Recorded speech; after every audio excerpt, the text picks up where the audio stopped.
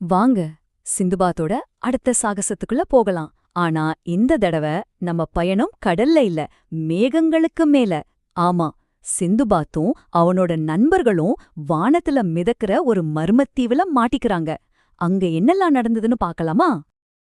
சும்மா யோசிச்சு பாருங்களேன்.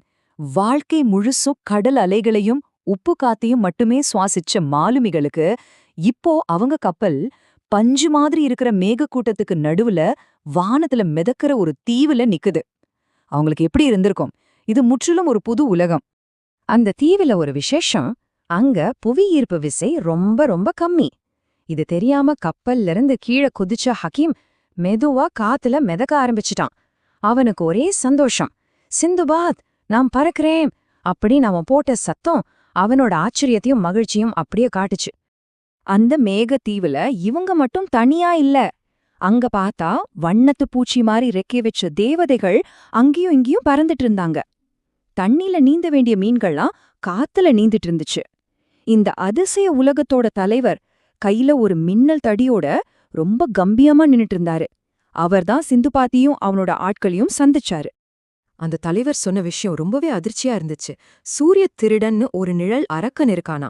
அவ வேற ஒன்னும் இல்ல, முழுசா இறாலான ஒரு உருவம். அவன் கொஞ்சம் கொஞ்சமா சூரியனோட ஒளியையே முழுங்கிட்டு வர்றான். சீக்கிரம் அவனை தடுக்கலைனா இந்த மொத்த உலகமும் நிரந்தரமா இருட்டுல மூழ்கிடும்னு சொன்னார். இந்த உலகத்துக்கே வர்ற ஆபத்து கேட்டதும் நம்ம சிந்துபாத்து ஒரு நிமிஷம் கூட யோசிக்கல. டக்குன்னு தன்னோட வாளை உருவி, கவலைப்படாதீங்க, நாங்க சூரியனை மீட்போம், இது சிந்துபாத்தோட வாக்கு அப்படின்னு ரொம்ப உறுதியா சொன்னான். எந்த சவாலா இருந்தாலும் சந்திக்கிறது தானே அவனோட வழக்கம். சரி, அவங்களோட பிளான் என்னன்னா, முதல்ல அந்த வானுலக மக்கள் செஞ்ச இயந்திர இறக்கைகளை மாட்டிக்கணும். அப்புறம் நேரா அந்த இருள் அரக்கன் இருக்கிற இடத்துக்குள்ள பறந்து போகணும். கடைசியா ஒளியோட சக்தியை வச்சு அந்த நிழல் அரக்கனை அழிக்கணும். கேட்க நல்லாதான் இருந்துச்சு, ஆனா இது ரொம்பவே ஆபத்தான திட்டம். திட்டப்படி அந்த இருண்ட புயலுக்குள்ள பறந்து போனாங்க. ஆனா அங்கதான் அவங்களுக்கு ஒரு பெரிய அதிர்ச்சி காத்துட்டு இருந்துச்சு. அவங்களோட வாள், கத்தி, எந்த ஆயுதத்தை வச்சும் அந்த அரக்கனை தாக்கவே முடியல. ஏன்னா அது ஒரு உருவமே இல்லாத புகை மாதிரி இருந்துச்சு. என்ன பண்றதுனே தெரியாம அவங்க நம்பிக்கை கொஞ்சம் கொஞ்சமா குறைய ஆரம்பிச்சது. எல்லாரும் சோர்ந்து போயிருந்த அந்த நேரத்துலதான் சுரையாவுக்கு பளிச்சுன்னு ஒரு யோசனை வந்துச்சு. அவ உடனே கத்துனா, யோசிங்க, நிழல்களை ஒளியால மட்டும்தான் அழிக்க முடியும்னு. இந்த ஒரு வரிதான் மொத்த ஆட்டத்தையே மாத்துச்சு. இதுக்கப்புறம் அவங்களோட திட்டம் மொத்தமா மாறிடுச்சு. இப்போ நிலைமை தெளிவா புரிஞ்சது. ஒரு பக்கம் கையால தொட முடியாத ஒளியையே சாப்பாடா எடுத்துக்கிற ஒரு நிழல் அரக்கன், இன்னொரு பக்கம் உலோக இறக்கைகளோட எதற்கும் அஞ்சாத தைரியத்தோட நம்ம வீரர்கள். இப்போ அவங்க கிட்ட ஒரு புது ஆயுதம் இருந்துச்சு, அதுதான் ஒளி. சிந்துபாத் அவனோட மந்திர பையிலிருந்து பளபளன்னு ஒரு கல்லை எடுத்தான். அடடா, அது பார்க்க ஒரு குட்டி சூரியன் மாதிரியே ஜொலிச்சுது. உடனே சுராயா தன்னோட பளபளப்பான கவசத்தை வச்சு அந்த ஒளிய வாங்கி நேரா அரக்கனோட மைய பகுதியை நோக்கி திருப்புனா. ரெண்டு பேரும் சேர்ந்து அந்த இருட்டையே கிழிக்கிற மாதிரி ஒரு சக்தி வாய்ந்த ஒளிக்கற்றையே உருவாக்குனாங்க. அந்த ஒளி பட்டதும் நிழல் அரக்கன் பயங்கரமா கத்திட்டு அப்படியே காத்துல கரைஞ்சு போனான். அவ்வளவுதான், வானம் மறுபடியும் பிரகாசமான நீல நிறத்துக்கு மாறுச்சு. சூரியன் முழுசா வெளிய வந்து அதோட ஒளிய வீசுச்சு.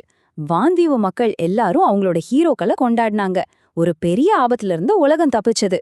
வானுலக தலைவர்கிட்ட நன்றி சொல்லிட்டு அவங்க மறுபடியும் அவங்க கப்பல்ல ஏறி கடலை நோக்கி பயணத்தை ஆரம்பிச்சாங்க.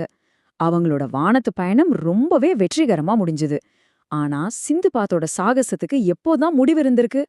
கடல்ல மறுபடியும் பயணம் போன சில நாள்ல தூரத்துல ஏதோ மிதந்து வர்றத சிந்துபாத் பாக்கறான்.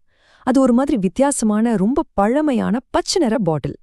அலைகள்ல மெதுவா ஆடி ஆடி அவங்க கப்பலை நோக்கியே வந்துட்டு இருந்துச்சு. அந்த பாட்டிலுக்குள்ள என்னதான் இருக்கும்? சிந்துபாத் மனசுக்குள்ள ஒரே கேள்விதான். பாட்டிலுக்குள்ள ஏதோ புகை மாதிரி அசையறதும் தெரிஞ்சது. அவனுக்கு ஆர்வம் தாங்கல. உடனே குனிஞ்ச அந்த பாட்டில கையில எடுத்தான். அவ அந்த பாட்டில திறந்த அடுத்த நொடி அதுக்குள்ள இருந்து ஒரு பெரிய புகை மண்டலம் விருருன் வெளிய வந்துச்சு. கண் சிமிட்டுற நேரத்துக்குள்ள அந்த புகை ஒரு பிரம்மாண்டமான பூதமா உருவெடுத்தது. என்னை இத்தனை வருஷம் கழிச்சு வெளியே விட்டதுக்கு ரொம்ப நன்றி அப்படின்னு இடி முழங்குற குரல்ல கர்ஜித்தது. அந்த பூதம் அவங்க கிட்ட, உங்களுக்கு 3 வரம் தரேன் அப்படின்னு சொல்லிச்சு. கேக்குறதுக்கு இது ஒரு பெரிய பரிசு மாதிரி தெரிஞ்சாலும் சுராயாவோட கூர்மையான பார்வை அந்த பூதத்தோட கண்ணுல ஒரு தந்திரமான ஒரு கெட்ட எண்ணம் இருக்கிறத கவனிச்சுடுச்சு. இந்த பூதம் உண்மையிலே நண்பனா, இல்ல வரப்போற ஒரு புது ஆபத்தோட ஆரம்பமா? இத தெரிஞ்சுக்க சிந்துபாத்தோட அடுத்த சாகசம் வரைக்கும் நாம காத்திருக்கணும்.